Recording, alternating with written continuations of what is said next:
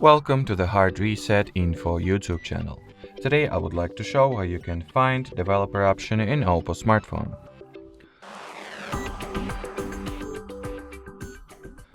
So to start, I will quickly demonstrate how you can enable or reveal or make those developer options visible. So launch settings, then about device, onwards go for the version, and in here continuously tap at the build number spec until you will either receive you are now in a developer mode message or you are already in a developer mode, which will mean that you have those developer settings already activated.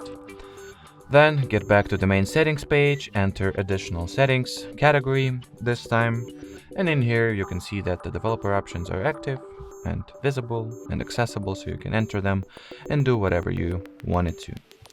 Alrighty, so that will be it for this video. Thanks for watching and bye bye.